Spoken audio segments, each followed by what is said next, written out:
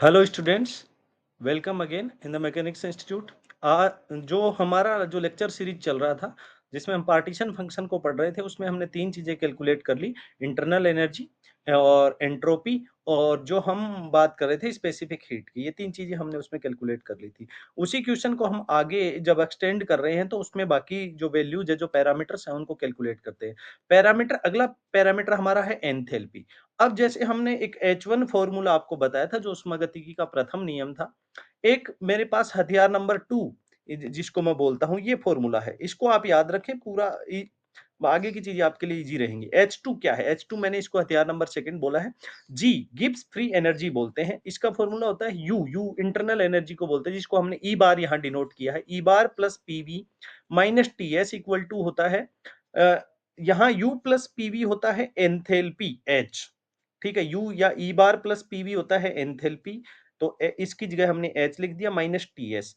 और अगर U minus TS रखें लास्ट वाले, जैसे यहां लिखा मैंने U माइनस टीएस, उसको बोलते हैं फ्री एनर्जी F। ठीक है, जिसको हेल्महोल्ट्ज़ फ्री एनर्जी हम आगे डिस्कस करेंगे, तो ये फॉर्मूला इजी रहेगा। तो हमारे पास एंथैल्पी H का फॉर्मूला है E बार प्लस पीवी।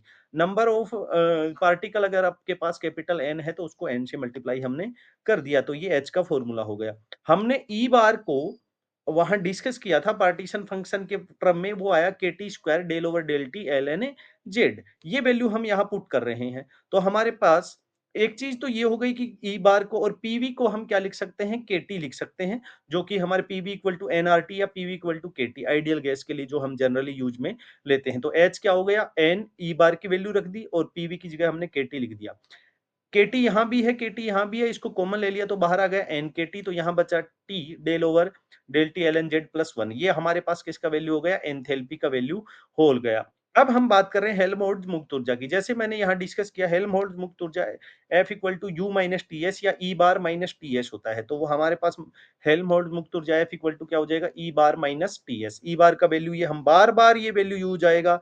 इसका मतलब पार्टीशन फंक्शन को जब पढ़ रहे हैं तो इंटरनल एनर्जी है ना, जो माध्य ऊर्जा जो है, वो बहुत इंपॉर्टेंट फॉर्मूला है उसका, ये KT square del over del T L N Z. ये हमने पुट कर दिया। एस भी हमने पीछे कैलकुलेट किया है। एस का वैल्यू हमारे पास ये आया था K L N Z del T del over del T L N Z. ये पीछे हमने वैल्यू फाइंड आउट की, वो हमने एज इट इज यहाँ पुट कर दी, दोनों वैल्यू रख दी। तो देखा कि हमारे पास ये वैल्यू आ गई। ये देखो KT स्क्वायर डेल, ये सेम वैल्यू आ गई, तो ये कैंसिल आउट हो गया, minus KT L N Z. तो एफ बार जो है या एफ जो है, वो हमारे पास हेल्महोल्ट्ज़ फ्री एनर्जी का ये फॉर्मूला आ गया। जेड के टर्म में हमें कैलकुलेट करना था, ये संवितरण फलन के पदों में हेल्महोल्ट्ज़ मुक्त ऊर्जा के मान को व्यक्त कर रहा है। उसके बाद हम थर्मोडायनेमिक प्रेशर, उष्मागतिक दाब की बात करते हैं। उष्मागतिक दाब जो होता है वो P इक्वल टू होता है, जो हेल्महोल्ट्ज़ एनर्जी आई उसका वॉल्यूम के रिस्पेक्ट में नेगेटिव डिफरेंशिएशन होता है, टेम्परेचर को हमें कांस्टेंट वहां पे रखना है। ये फॉर्मूला हमारे पास क्या है, इसका फॉर्मूला है। तो यहाँ से एफ की वैल्यू हम रख रहे हैं, पीछे हमने कैलकुलेट की, तो ये हमारे पास केटी माइनस माइनस प्लस हो गया डेल ओवर डेल, ये हमारे पास थर्मोडायनेमिक प्रेशर का फॉर्मूला आ गया। नेक्स्ट, अगर हम यहाँ इसको H1 यूज लेते हुए, क्योंकि TDS DQ equal to TDS DU plus PdV है हमारे पास, U वहां पर E बार को हमने लिया है। तो यहाँ पर हमने देखो क्या किया, अगर हम इसको यूज में लें तो TDS अगर एनर्जी कांस्टेंट है तो TDS इक्वल टू ये DU क्या हो जाएगा, जीरो, तो PdV हो जाएगा। तो P हमारे पास क्या आ जाएगा, T del S over del V at constant energy. E bar को कांस्टेंट रखना है। तो हमारे पास पहले S की वैल्यू देखो, S की वैल्यू ये थी KLN, ये वैल्यू हमारे पास आ चुकी है, इसको हम दूसरे फॉर्मेट में कैलकुलेट कर रहे हैं। KLNZ S की वैल्यू यहाँ पुट करने के लिए KT, तो यहाँ इस S का V के रेस्पेक्ट में डिफरेंशिएशन करना है ई बार को कांस्टेंट रखते हुए। तो S इक्वल टू ये आ गया हमारे पास, इसको हमने बाहर लिया है, तो KT square by T del over del T LNZ, टी से ऊपर नीचे हमने मल्टीप्लाई कर दिया। ये पूरी जो वैल्यू है, ये वाली जो वैल्यू है, ये जो वैल्यू है, ये किसकी वैल्यू थी, ई बार की, तो ई बार बाई टी आ गया हमारे पास। तो हमें करना क्या है, एस का वी के रेस्पेक्ट में, वॉल्यूम के रेस्पेक्ट में डिफरेंशिएशन करना है, यू या ई बार को कांस्टेंट रखते हुए। तो ई बार तो कांस्टेंट है, तो इसका तो जीरो हो जाएगा, तो सिर्फ इसका होगा del over del V K L N Z. तो हमारे पास del S over del V at constant energy, ये हमारे पास ये वैल्यू आ गई। तो पी का एक फॉर्मूला ये भी हमारे पास आ जाता है। ठीक है, नेक्स्ट हम बात करते हैं गिब्स फ्री एनर्जी। हमने गिब्स फ्री एनर्जी का फॉर्मूला वहां दो देखे थे, G equal to U plus PV minus T S, जिसको U plus PV F plus PV भी लिख सकते हैं या एच माइनस टी एस भी लिख सकते हैं। इस ये भी हमारे पास है, इस फॉर्मेट में ले तो एफ प्लस पीवी लिख दो, एफ की वैल्यू हमने निकाली, तो यहाँ से गिब्स फ्री एनर्जी का फॉर्मूला हमारे पास आ गया। एक चीज और, हथियार नंबर सेकंड में जो जी हमने बात किया था वो होता है mu into N, number of particles या नंबर ऑफ मोल्स। तो यहां देखो म्यू रासायनिक विभव है, रासायनिक विभव क्या होगा, जी जो हमने डिस्कस किया वो हमारे पास क्या था, म्यू इंटू एन। ठीक है, तो यहाँ डीजी जो निकालेंगे वो हो जाएगा म्यू डी एन।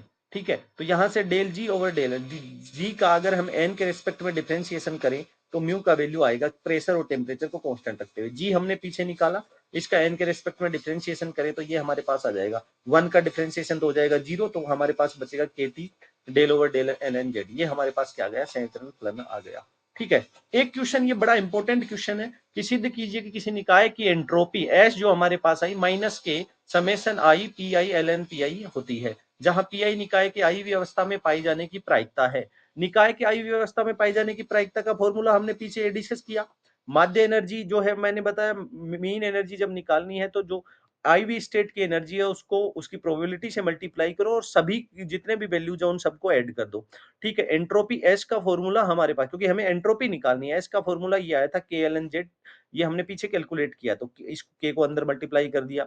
ये पीछे हमने निकाला भी है K T square del over del T L N Z, ये ई बार का वैल्यू था, मैंने कहा ये बार बार यूज में आएगा, ई बार बाई टी। ठीक है, के एल एन जेड 1/t को हम बीटा के लिख सकते हैं बीटा प्राचल के टर्म में, तो के हमारे पास कॉमन आ गया L N Z plus beta E bar.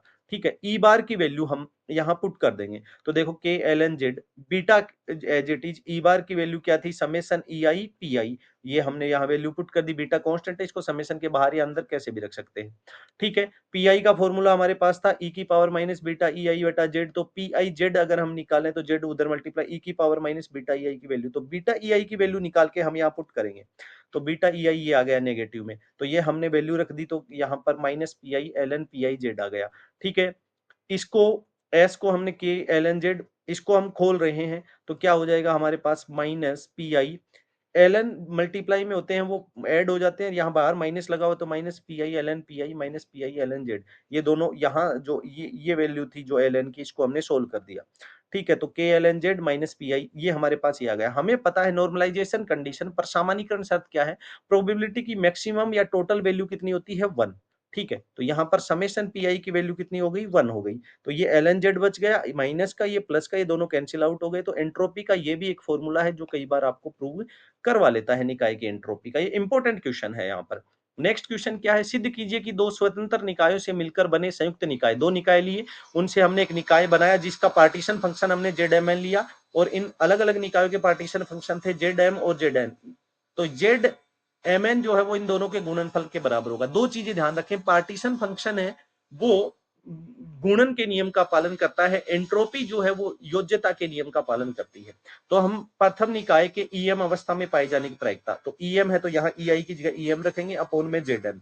ठीक है, ये हमारे पास आ गया, एम के जितने भी वैल्यू उन सबके लिए हमने जेड एम की वैल्यू ये रख दी, ई की पावर माइनस बीटा ई था।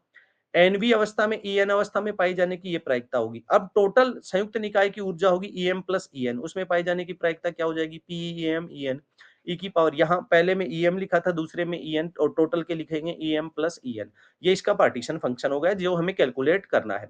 हमें पता है संयुक्त निकाय की प्रायिकता इसके अवयवी निकायों की प्रायिकता के गुणनफल के बराबर होती है। प्रायिकता है वो गुणन के नियम का पालन करती है, एंट्रोपी है वो भी गुणन के नियम का पालन करती है, और संवितरण फलन भी गुणन के नियम का पालन करेगा नहीं करेगा ये यहाँ प्रूव करना है।